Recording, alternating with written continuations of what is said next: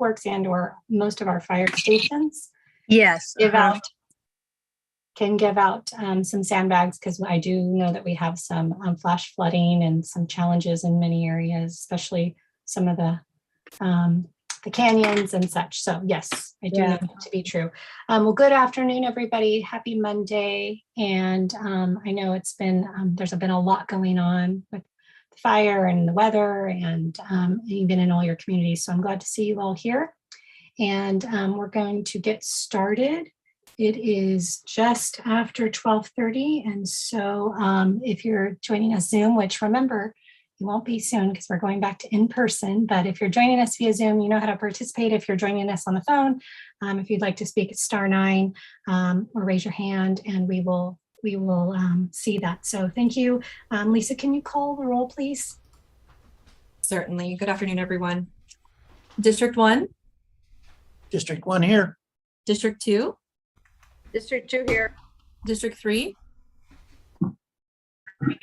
District 4. District 5.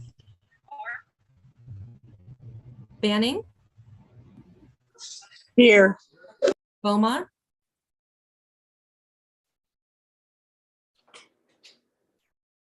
Beaumont. Calamasa. Here. Canyon Lake. Here. Corona. Corona's here. Eastvale. Here. Hemet. Can you hear me? I'm sorry. Does anyone know who's saying here? I'm not picking up who that is. If you could just state your name, who's saying here for what city, that would be helpful if we have connection issues. Jurupa Valley. Here, Lorena Barajas, Jurupa Valley. Thank you. Lake Elsinore. Natasha Johnson here. Menifee. Lisa Sobek for Menifee here. Marina Valley. Dave Marquez, Marine Valley. Thank you. Marietta. Jonathan Ingram here, Marietta. Thank you. Norco. Kevin Bash here. Thank you. Paris. Paris. Riverside. Mayor Dawson here. Thank you. San Jacinto. Crystal Ruiz here. Temecula. Marianne here. Waldemar. And Benoit here. Thank you. District 3. Yes, I'm here. Thank you. Beaumont. Beaumont, Julio Martinez here. Can you hear me? Thank you. There's a bit of a connection issue, but thank you very much. I have you as here. And we do have a quorum. All right, thank you so much. That's going to take us to our Pledge of Allegiance. Marianne from Temecula, will you lead us, please?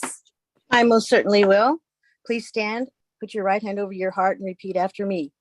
I pledge allegiance to the flag of the United States of America and to the republic for which it stands, one nation, under God, indivisible, with liberty and justice for all.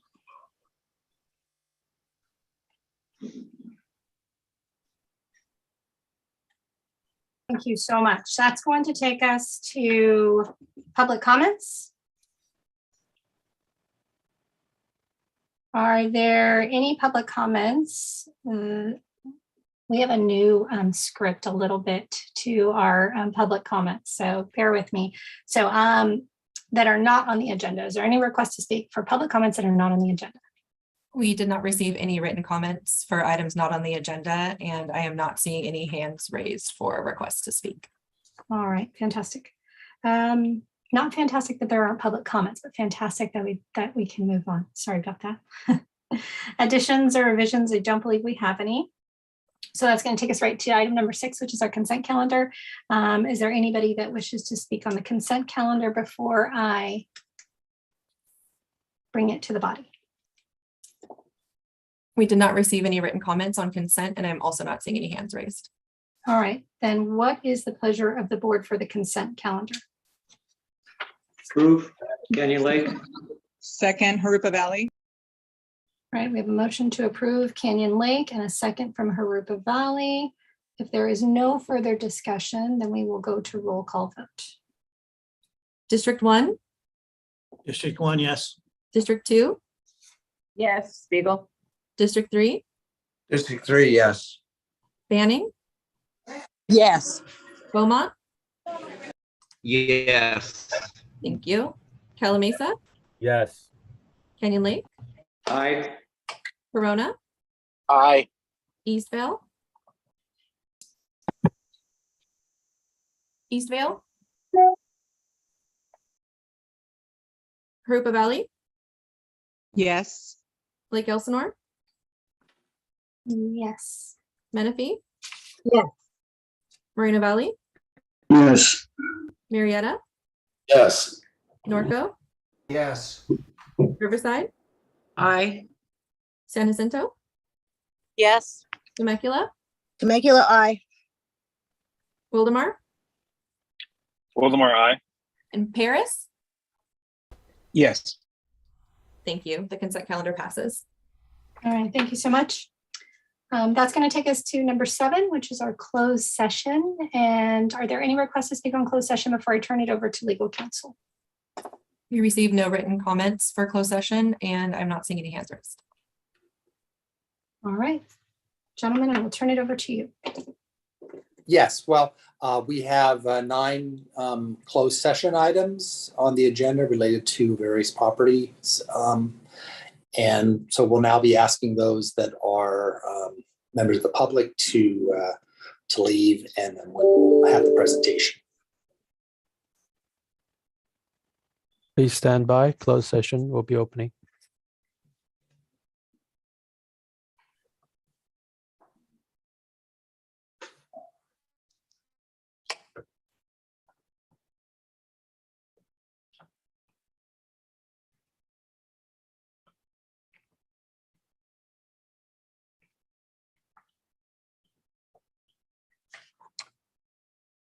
Can I just ask when will the closed session be over? How will we know?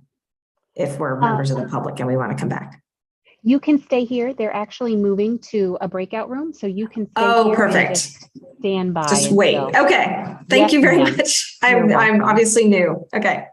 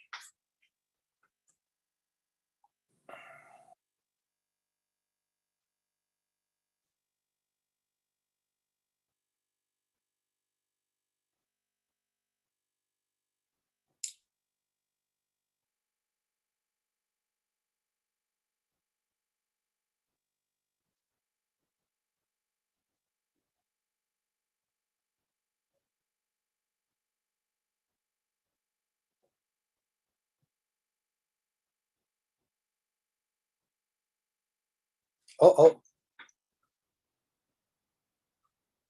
Natasha, I can't hear you. You're sitting muted if you're talking to me. I was just saying for the silence for the streaming that we were all coming back from closed section. So sorry, I didn't realize I was muted. So we're turning it over to you for our report out from closed session. Okay, we have 3 of our 9 items will require reporting out. The first item, which happens to be item number 1 on the closed session agenda, the German property.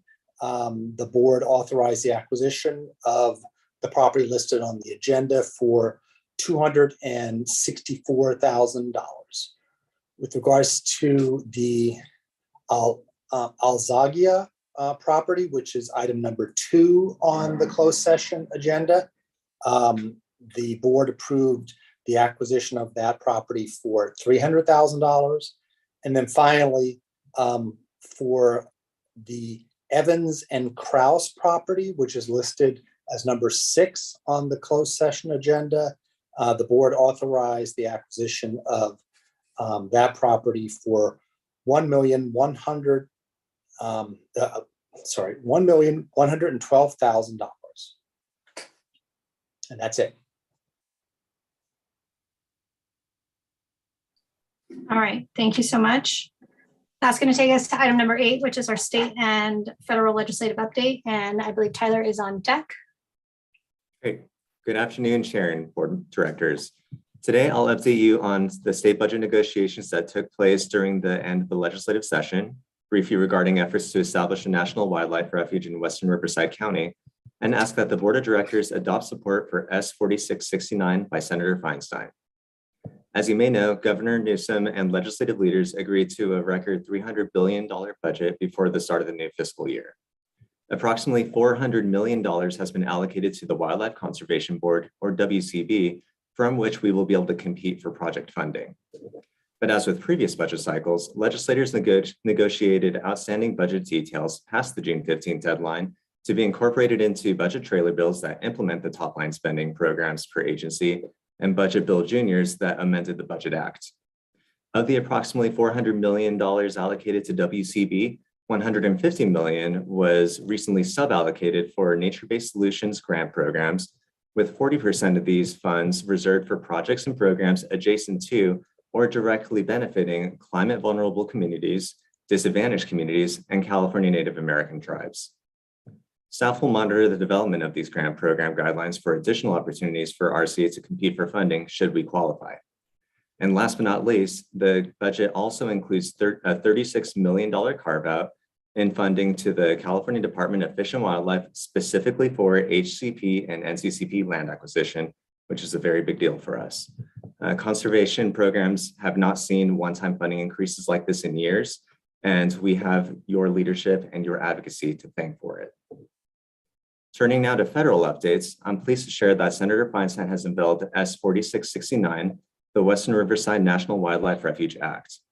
Co-sponsored by Senator Padilla, the bill would set acquisition boundaries in which a new wildlife refuge may be created in Western Riverside County. The bill would designate it as an urban wildlife refuge, which would allow for the U.S. Fish and Wildlife Service to engage communities in order to increase access to nature, provide greater research, and recreation opportunities as well. This follows a year and a half of direct engagement between RCA staff, RCA legislative advocates, the offices of Senator Feinstein and Representative Calvert, stakeholders, and the U.S. Fish and Wildlife Service. RCA staff and our legislative advocates have worked tirelessly to encourage progress, facilitate discussion with stakeholders, and most importantly, to ensure that the structure of the legislation supports the continued implementation of the MSHCP. To this point, S4669 includes language that calls for the U.S. Fish and Wildlife Service to prioritize acquisition within criteria cells so the federal government may expedite the fulfillment of their commitment to acquire 28,000 acres of additional reserve lands in the MSHCP. This benefit is central to RCA's effort to advocate for the establishment of the National Wildlife Refuge in Western Riverside County. S4669 builds off of Representative Calvert's tireless work to establish a wildlife refuge through his bill, HR 972, and improves our chances of establishing a wildlife refuge in Western Riverside County by creating a legislative vehicle in the Senate. But just as with most bicameral legislative efforts, The language is not identical, and there is an open process to reconcile the differences. As conversations continue, we look forward to the House and the Senate coming together with stakeholders to settle on the ultimate legislative vehicle that will establish a wildlife refuge and allow for the federal government to meet its commitment to the MSHCP. As a refresher, HR 972 by Representative Calvert would set a process to establish a wildlife refuge anywhere within the MSHCP. S 4669 would establish a similar process, but would narrow the geographic scope by setting an acquisition boundary in which a new refuge may be established. Philip, can you please put the map slide on the screen? Great, thank you. Here you'll see the acquisition boundary that Senator Feinstein proposes in her bill. In the red bolded outlines, you'll see that the proposed acquisition boundary includes 3 areas within the MSHCP. The yellow squares indicate the MSHCP criteria cells, which, as I have mentioned, would be prioritized by the U.S. Fish and Wildlife Service for acquisition within the acquisition boundary. In the southernmost acquisition area, you will see a red cross-shaded area, almost orange since it overlaps with the yellow criteria cells.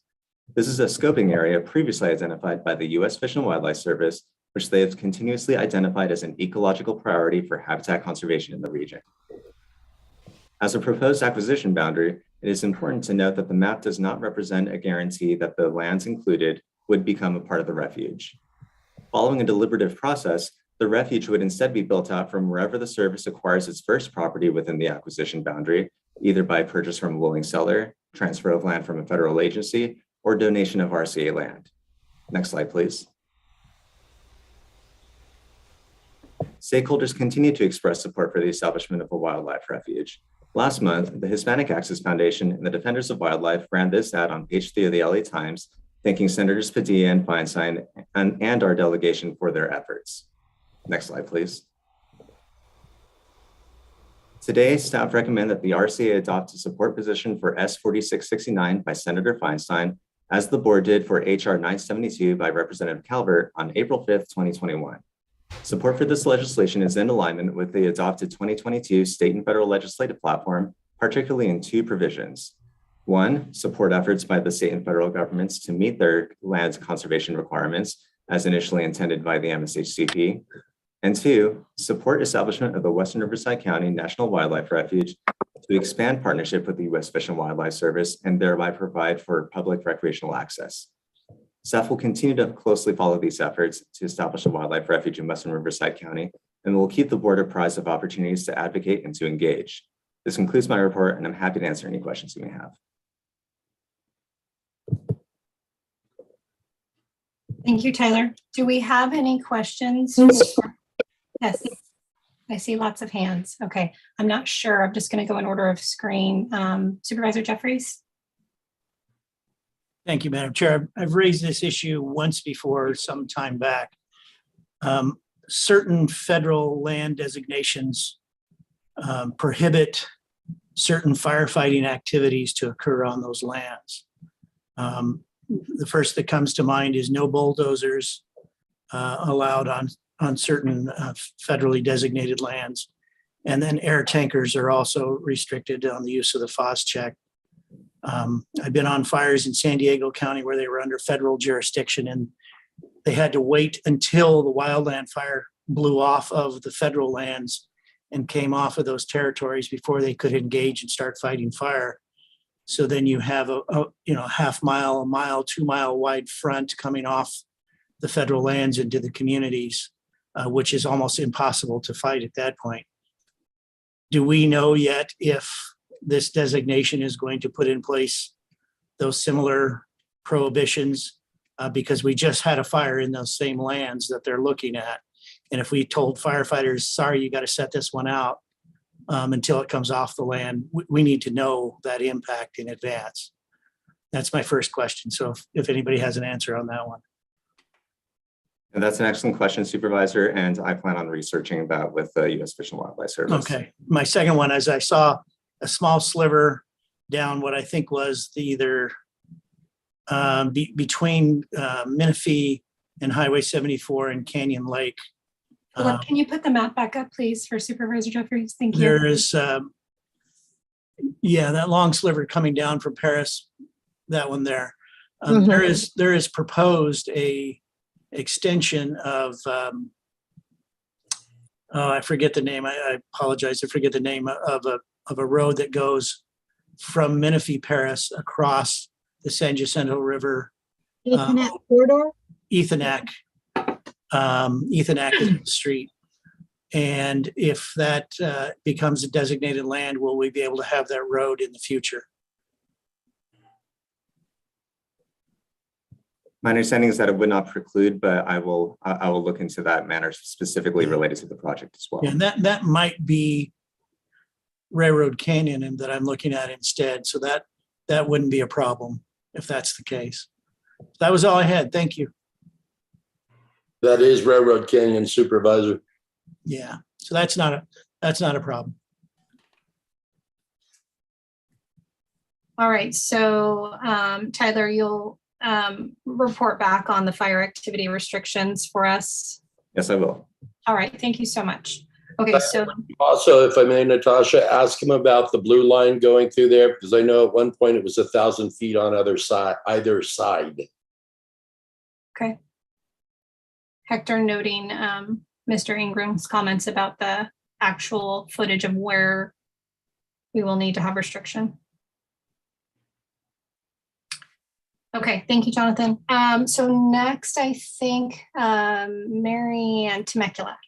Thank you. I had exactly the same questions as Supervisor Jeffries, except mine was more general. What restrictions will we face? You know, you can have your home declared a historic site, and that's great for your home, but it also comes with severe restrictions. So, you know, there must be some of those. And subsequent to his comments, I spent most of yesterday up at the fire camp with the firefighters.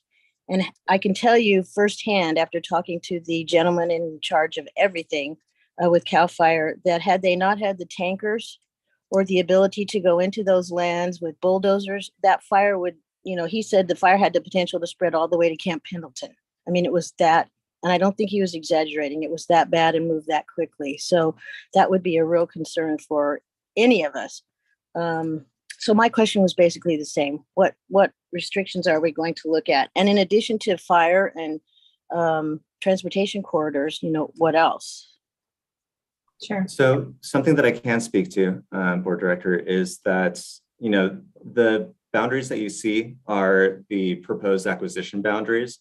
And this is not what the final refuge will look like. So until a refuge is actually established, you know, none of these lands will be impacted as of yet. It'll be wherever the ultimate refuge is before there's any chance of any possible restriction. So property owners shouldn't necessarily have fear or concern if they are located within any of those boundaries that you see on the map.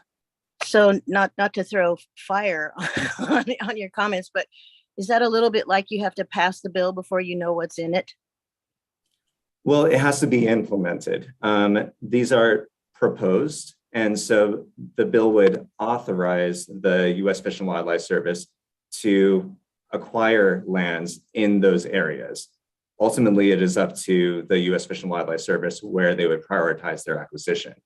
And, you know, whether that be them making a purchase, them working with federal agencies for transfers of land, or them collaborating with RCA for some transfer of lands. Okay, so we still have an option in that case? We would Yes. still have an option of, okay, as long as we, you know, we leave a window open somewhere. Thank you. Our understanding is that it will be an open process. Okay, great, thanks. All right, thank you. I'm not seeing, Philip, can we go back to our board? Thank you. I can't see hands anymore. Okay, so Supervisor Spiegel. Yes, we talked about fire. Well, let's talk about water. I know that the water districts are both looking at expanding and different things going on, water tanks, different things. Have we had a conversation with them and to see where they're at with this? Yeah, my understanding is that some discussions have taken place between the author's office and with the water districts in the area. I believe they've had direct conversations with Eastern Municipal Water District as well. And my understanding is they're not real favorable. Phil's not here, I'd ask Phil, but my understanding is they're not real favorable with this. I can't speak to that, but a position, they have not taken a position as of yet. Okay. Well, being partners, before we consider a position, I think that we need to make sure that we partner with them and not go against them. Of course. All right. Thank you, Supervisor Spiegel. Mr. Ingram, Marietta. Thank you, Madam Chair. So this is the elephant that we've all been trying to eat for years. And I think Natasha knows what I'm referring to. And the same with Supervisor Jeffries. We looked at this over the last 5 years. The amount of restrictions that involve this are punitive, whether we're talking about Anheuser-Busch or any of the other areas along Railroad Canyon.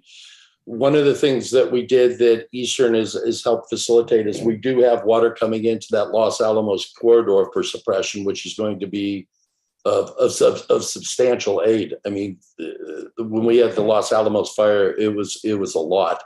You might ask Tricia if we have any of the historical documents with respect to what we went through when Marion and I attended the meetings in Washington with respect to modifying the permit, because there were a multitude of restrictions that Supervisor Jeffrey is referring to. One was the FOS check, two was bulldozers, but three, that the municipalities would be responsible for any damage that were caused in those wildlife areas. But having said that, there were some exemptions with respect to if there were fire, mudslide, or flood, that we could be afforded the opportunity to go in without permit under an emergency declaration. And that's what we had looked at the time. So I know that it kind of fell on deaf ears when Supervisor Ashley and I actually spoke with him with respect to this. But having said that, there were grant funds that were available in Sacramento specific to this issue and fuel mods in linkages. And I think that's where the problem comes in, because there are there are federal restrictions on the blue lines and waters of the US versus open space and fuel mods that may parallel residential and or structure. So those were completely different when it came to suppression and being able to fight those versus areas that were open, designated open space where you didn't have structure within 1,000 feet. So there's a great deal of information that was there from Sacramento, from the federal government, and at the time, a company that I believe he presented to us, Natasha, was Robert Masson at the time, that was working for the company that were doing the stuff for the U.S. Forestry and local counties. So you might want to reach out to Masson and see if he still has that data and information, because we did have a company that came in and gave us a study that took over a year to do. Yeah, thank you for sharing that. We can look into it. Thank you. Before, I don't know, Lisa, if there's additional hands, but I need some clarity. So maybe staff Tyler or maybe Aaron, and we've supported Congressman Ken Calvert's bill and directly related to this. And so in the support arena, how would that work? We weren't, because today we are considering support, that's what the action is, to consider the support. So how do those two parallel each other, and what options do we have? Thank you, Chair. I'll go ahead and take that. Okay. So the Calvert bill and the Feinstein bill essentially do the same thing. They establish, or they authorize the U.S. Fish and Wildlife Service to establish a national wildlife refuge so that the Wildlife Service can begin acquiring property subject to their budget, having the capacity to do that. The main difference between the Calvert bill, which this board has already supported this legislative session and last legislative session, is that the Feinstein and Padilla bill has this map that's attached to it that actually constrains where the Fish and Wildlife Service can acquire property. The Calvert bill does not have such a map and actually enables the Fish and Wildlife Service to acquire habitat anywhere within the MSHCP plan boundaries. This one is more targeted in these areas. And so I think that's why it's popping out on the screen saying, what about these areas? So that's the main difference. Okay, and to that point, for some of the concerns, Aaron, about, our restrictions for our partners in water and our fire activity, I think that we're needing some assurance that we're going to have this open process where those things can be identified and we can all feel comfortable, because if we've already taken a position to support it, we almost are in a position to have to support this based on our earlier action. This is just a more finite supported action. Correct. And the process to establish the refuge, assuming this bill passes, would have to be led by the Department of the Interior. And I'll have to double check, but I'm fairly confident that it would have to go through a NEPA process, which would require public participation and input before it's established. And then where the Fish and Wildlife Service chooses to acquire property would be based on their ability to manage it. And in my conversations with them, they're not interested in acquiring property that will be difficult to manage or will have infrastructure issues. I certainly can't speak for what their strategy will be or when they will have money or where they will choose to acquire property. But they have had conversations with us. The members' offices, both Calvert, Feinstein, and Padilla, I understand, have had conversations with Eastern Municipal Water District and other stakeholders in the environmental community about how to structure this bill. And my understanding is that since RCA is not the sponsor of this bill, that the bill before us today is the result of negotiations between several of those stakeholders. And what we're encouraging is that the board support the Feinstein bill consistent with its support of the Calvert bill towards the ultimate goal of the federal government actually having a mechanism so that they can meet their commitment to the plan, just as all the cities and the county are implementing the plan through the development fees and all the work that we're doing here. We want the federal government to actually have a mechanism to do their part. Okay. All right. Thank you, Aaron. Is there any further discussion or questions?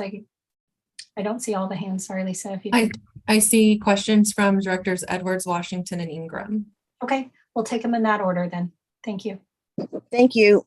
Jonathan spurred my memory, and I remember from executive committee that we expressed concerns. California having federal grant monies for this purpose doesn't guarantee that California will award those federal grant monies. And so I would want to definitely check on that and see if there's some kind of federal mandate that the monies be distributed, number one. And then we all know that Riverside County is not the first area on the minds of those in Sacramento. So, we would have to redouble our efforts to communicate with Sacramento. But I'd like to see if there are some guarantees about those California grant funds. You can research that, absolutely.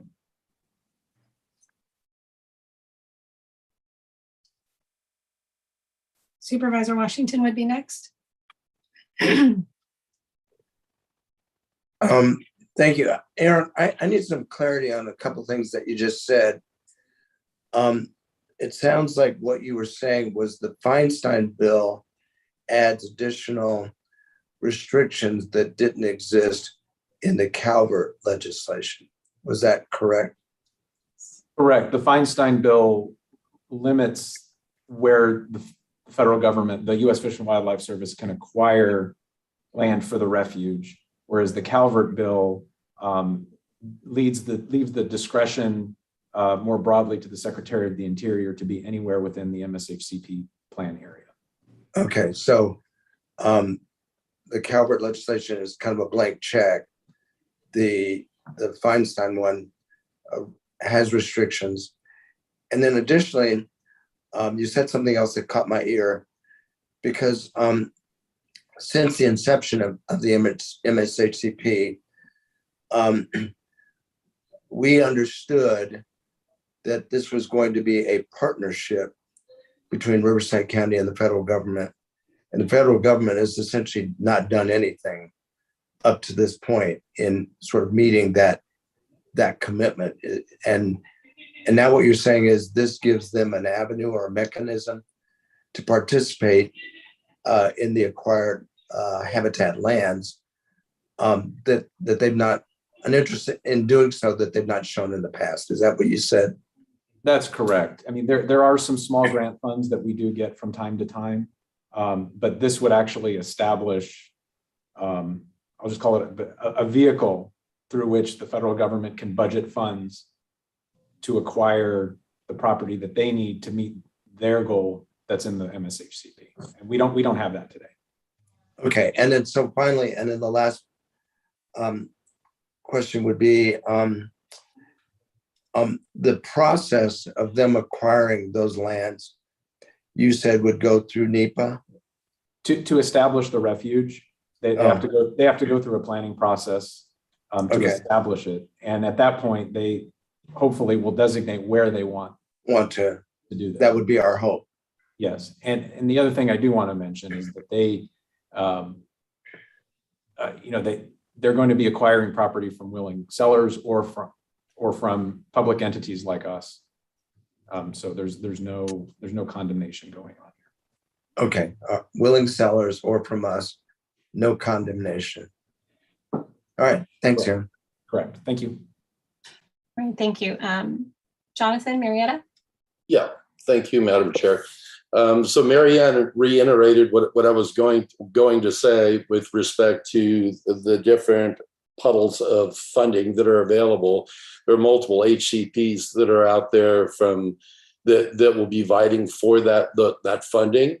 There was some funding that was originally earmarked through Congressman Calvert's office when we were in DC last, but I think that funding is probably long gone. So it'll be different piles. Supervisor Ashley and I had tried to impress on them that 1/3 of the total land that was supposed to be conserved regarding the MSHCP was supposed to be funded by the federal government, 1/3 through the state, the remaining portion through the county. I know that Ann through Measure A has met her requirement a long time ago. What they're trying to do now is figure out how to get to that bottom dollar amount. So the key is going to be, this is going to be federal funding, because we've been knocking on the door of Sacramento now for a decade trying to get money out of them. I could see you shaking his head. So Tyler knows what I'm talking about. It's fallen on deaf ears. In the big scheme is going to be at this point is how we manage and actually fund the endowment for this, because we're down to 60,000 acres now. So that's going to be the big lift at this point. So thank you. I appreciate you allowing me to make comments. Thank you, Jonathan. All right, are there any other hands, Lisa? I don't see any other hands for commissioner comments. I did see a member of the public that had their hand up, but I don't see it any longer. Okay. Not sure. Oh, there it is. And, Okay. and then if I may, do we have written comments as well? Yes, thank you. We did receive one written comment that was included in your agenda packet from Dan Silver. And then just prior to the meeting started, we received an additional comment from Lander Karath from the National Audubon Society, and that was forwarded to you all just prior to the meeting starting. Lisa, I haven't had a chance to review that. Was it in support, opposition? Can you just it was in support. Thank you. Madam Chair. Yes. Yes, sir. If it's appropriate at this point with no more hands raised. We have one more, sir. We have one more hand raised. Okay, I was ready to make a motion. Okay, I will come right back to you then. Thank you. Monica Goldberg, you have your hand Yes. raised? Hi. Yes, I do. Thank Hi. you so much. I won't detain y'all long. I'm Monica Goldberg. I'm the Vice President of Landscape Conservation at Defenders of Wildlife. And I'm here just to express my support for my hope that the board will endorse this legislation for a lot of the good reasons already articulated, the ability for the federal government to move forward with their conservation obligations, and the ability to protect the habitat and the species that are the beneficiaries of the HCP, as well as providing some additional recreational opportunities and access opportunities for communities in the area. So we really appreciate all the hard work of this board in all the ways you help conserve the environment, and hope that you'll take this important step forward today. Thank you. Again, can you just restate your organization? I'm sorry, so sorry. No problem. Defenders of Wildlife. Thank you. Thank you for your comments. Supervisor Washington, I will turn the floor back to you. Thank you.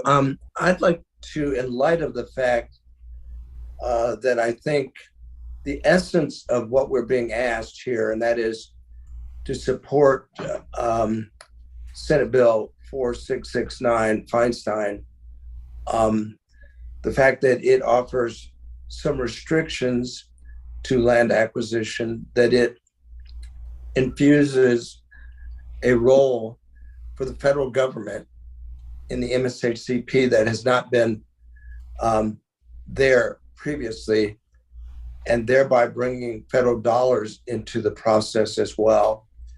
I would like to move that we support staff's recommendation of supporting 4669.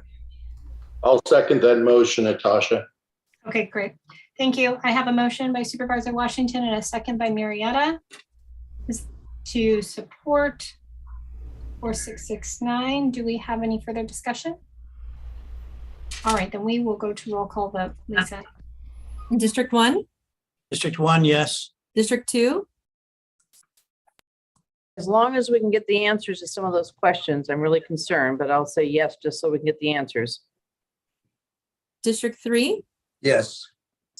Banning, Yes. Beaumont, Yes. Calamasa, Yes. Canyon Lake, Aye. Corona, Aye. Hemet, Abstain.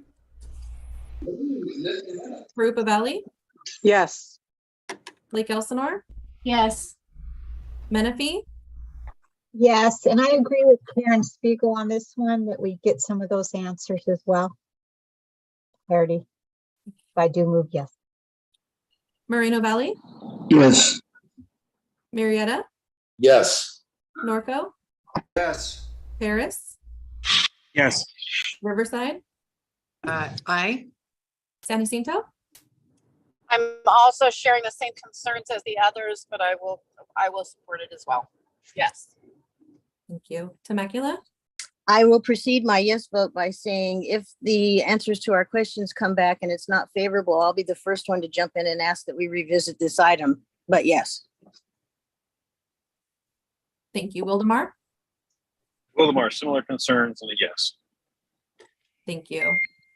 Item 8 passes. All right, thank you. And I think that staff and Tyler have heard the concerns and the multiple concerns specific to our restrictions and what we can and can't do. So we will wait for the report back. We're noting that in the minutes, so you guys don't have to worry. You don't have to bring it back. Our staff is highly capable and they will do so. So thank you for that. We'll move on from item 8. Appreciate the great discussion, you guys. So good. That is going to take us to item number 9, which is actually update. And I heard Hemet joined us, so we just want to say welcome and update on wildfire impacts. I believe Tricia is going to be giving us an update. Good afternoon, Chair, board members.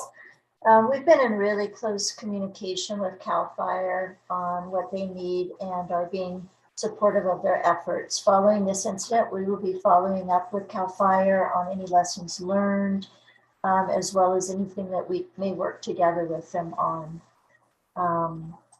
It's been a long week. The park staff has been working tirelessly with them and being as supportive and helpful as we possibly can.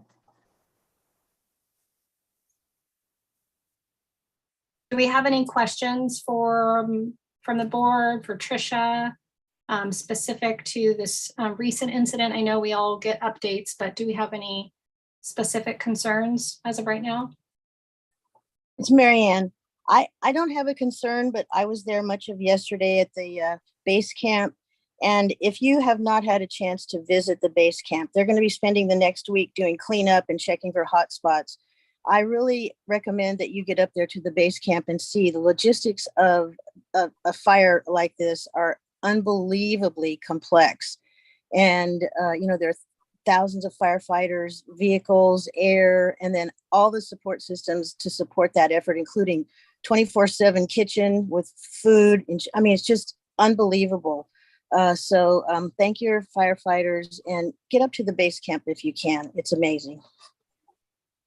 Thank you. Yes, I would say that I just in previous experience physically, and I know a few of us have talked about this offline, but if you have not had the chance to get up to an EOC, where especially for an event this size, it is really impressive. And it's also, I know that our first responders appreciate when we come and kind of understand what they're up against and what their challenges are. So I would absolutely recommend and say, Mary Ann, thank you for the invitation. Everybody should take advantage of that. Lisa Menifee. Thank you. And I just want to thank Tricia. But my question with Patricia is, do you have anything to report out on the RCA lands in regards to this fire? Or is it too soon? Well, we did have a map created. Philip, are you able to pull up that map? While he's pulling that up, I can tell you that about 6,300 acres have been affected RCA lands. I'm sorry, Anne, I don't want to misspeak. Did you want to say something? Okay, yeah, so there's been about 6,300 acres of RCA owned lands, and then about 16,000 acres of other MSHCP reserve lands. Here's a boundary of the fire with the Hemet city boundaries shown. So you can see it's been quite extensive. The fires burned over 28,000 acres. And so we're getting updates daily from park staff. I know that we've been doing some fuel abatement that actually has been a great benefit, along with other, private individuals who've been doing their part as required under the county ordinance. So that's all I've got to report so far. We'll be going out later this week on some of our lands to take a look at what we need to do to help with erosion and whatnot. Thank you. Can we have that map sent to us? That would be great. Certainly. Thank you. Thank you. Also, Anne, I see you have your hand up. Thank you very much. Good afternoon, directors. I just wanted to take a moment to emphasize something that Tricia said, just the close coordination that has occurred here working with CAL FIRE, and I'm pretty sure Jonathan Reinig is here joining us. Thought I saw him earlier. I don't know if he's still here.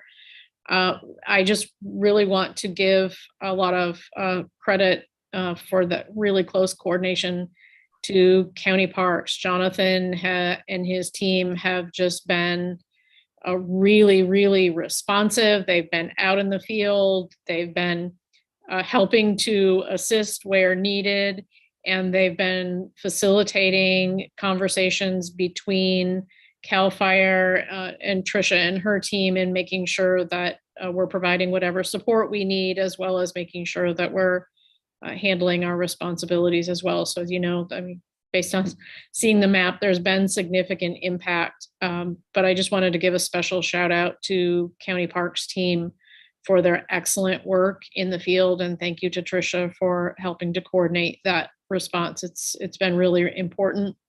And also to emphasize something else Tricia said is that once this is all over, we'll make sure that we do a lessons learned to see how we can be better prepared next time, but also how we can work proactively with CAL FIRE to make sure that we have some opportunities in place to make their job a little bit easier should this occur again. And obviously it's an ongoing issue, but we will make sure we do a lessons learned and a proactive evaluation with our partners at CAL FIRE after this is all said and done. Thank you.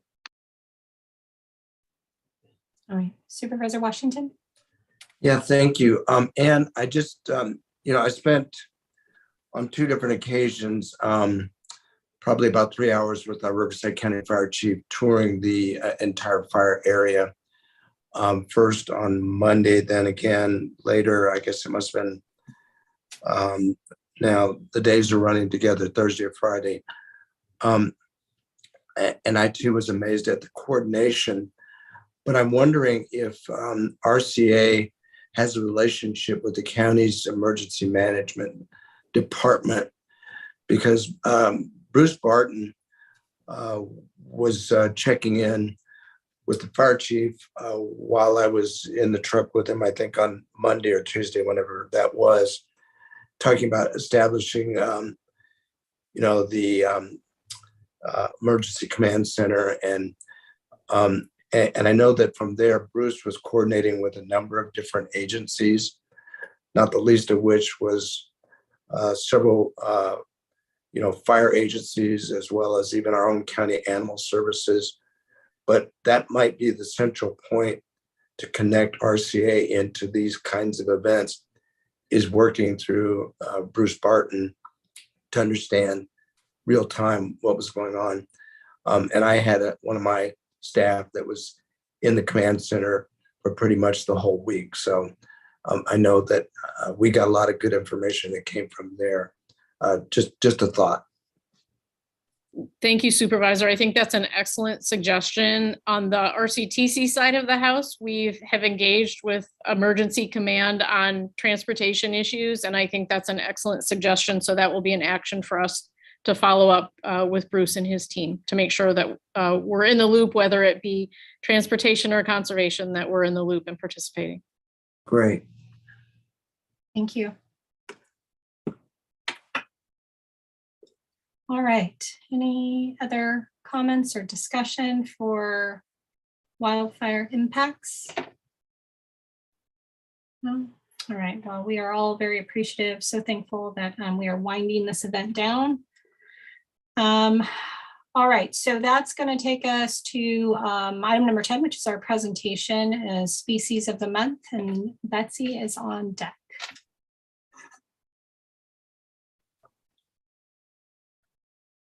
Our favorite burrowing owl.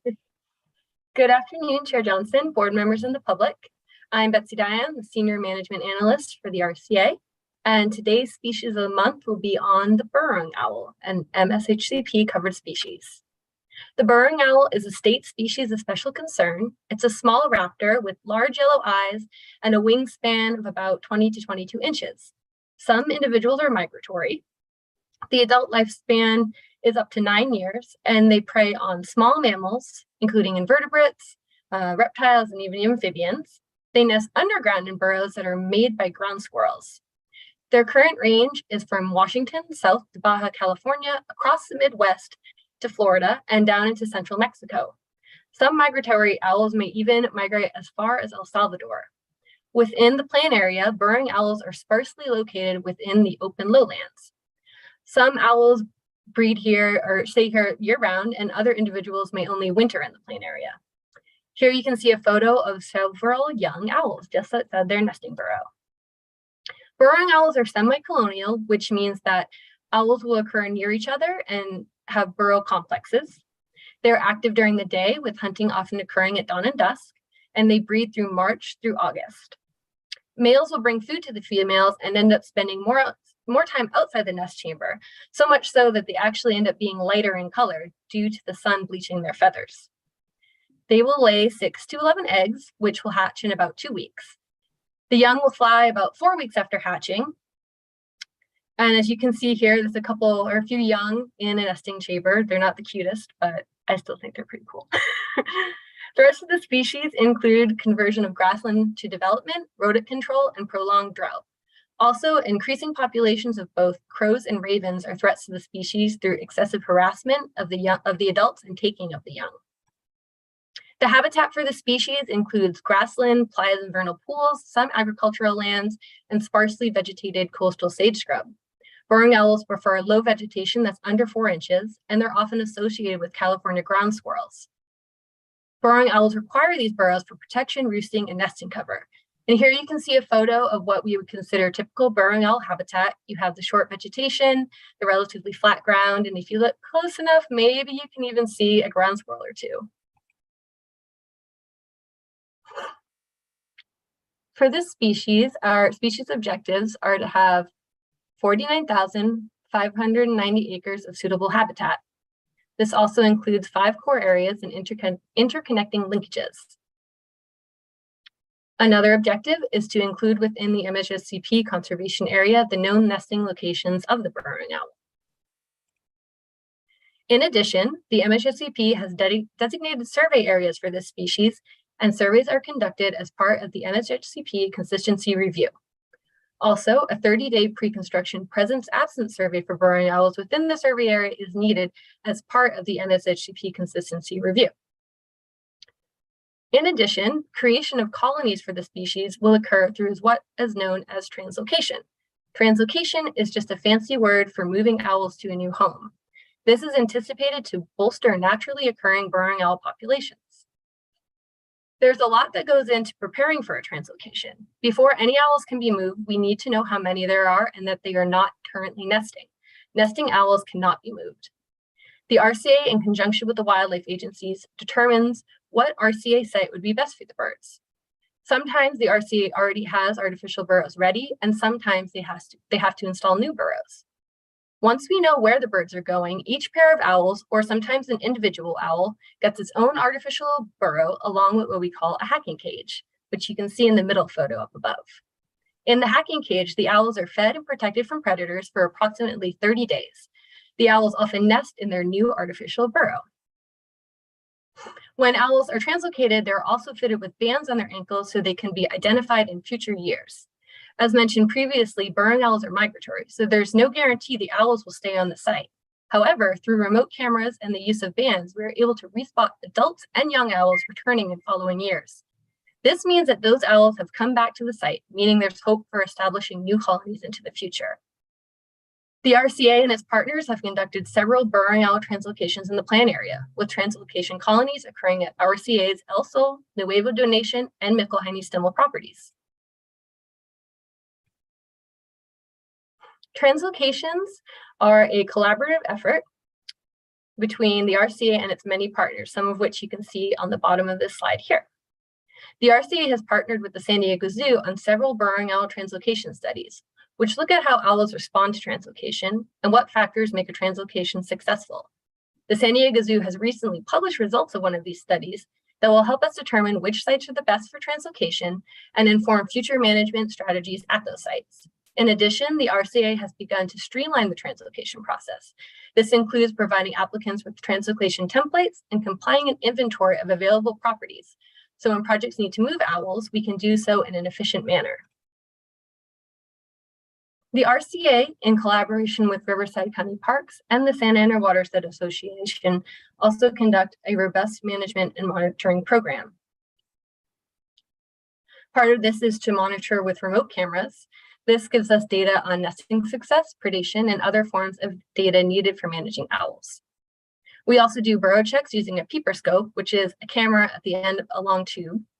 This scope allows us to peek into the burrows and nest chambers to see how the birds are doing. It also tells us when a burrow is being used by owls and other animals such as skunks. We also do a lot of work to maintain burrows and their habitat. Burrow maintenance is done on burrows when owls are not using them. We clean out the burrows and nest chambers to make repairs or replacements to ensure that the artificial burrows are safe for the owls. We also do habitat management, which includes mowing and grazing to keep the vegetation down. Thank you so much for listening to my presentation. I'm happy to answer any questions. All right, thank you, Betsy. Who has questions on burrowing owl for her? Just a comment, Natasha. Yes, please. Betsy, so nice to see you again in the presentation. I love the burrowing owl. Great job. Thank you. Kevin, Norco? Betsy, who are these animals again? Oh, that was so. It was just bad. Okay. All right, I'm leaving. Goodbye. Lisa Menifee? Yeah, I too don't have a question, just a comment that I thank you for explaining this so well. I had questions that I was going to ask, but you covered everything so well. This is one species that I get a lot of questions on in our city with having development and having a lot of burrowing owls in certain areas of our city. So I appreciate you covering it. This was very helpful. So thank you, Betsy, for a thorough presentation. You're very welcome. Are there any other hands raised? Well, I will say the same, Betsy, good to see you. And then also, we have lots of burrowing owl conversations, lots, but I did not know that their eggs hatch in 2 weeks. That is very fast. That is incredibly fast gestation. So thank you. We appreciate you. Great presentation. That's going to take us to item number 11, which is any update from board members and our executive director report. I do have a few comments, but is there any other comments from the board?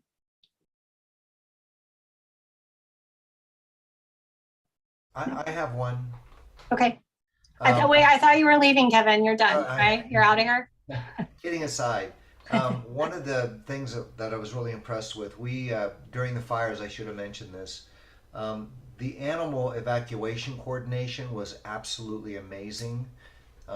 We did not get our NART team going because it wasn't needed, but we did have the cutest little donkeys that came to Norco, and our entire team was totally ready if they were needed. But we were watching the whole evacuation scenario, and it was really incredible. Years ago when Norco started their Norco Animal Rescue Team, none existed, and now they're everywhere. And it just, and we're talking large and small animals. So very, very impressive, that whole kind of behind the scenes operation. Yeah, thank you, Kevin. There was a lot of great folks that stepped up and from offering their personal properties and venues and donating feed. And it is always incredible to see our communities come together. So appreciate those comments. All right. Before I turn it over to Anne, I just have a quick announcement or 2 quick reminders. We are going back to in-person, so I hope you've all marked your calendars for October. And also know that our stakeholders meeting is coming up October 19th. And we have reached out, the stakeholders are submitting topics for the agenda to be considered, and would like for you all to do that as well. If you have something that you would like our stakeholders to have it agendized for them to review, give input, or even just take a look at, if you could email that to me, that would be great, or to Lisa, that would be fantastic, because we are looking at their agenda now for the October 19th meeting. So again, that's our stakeholders committee.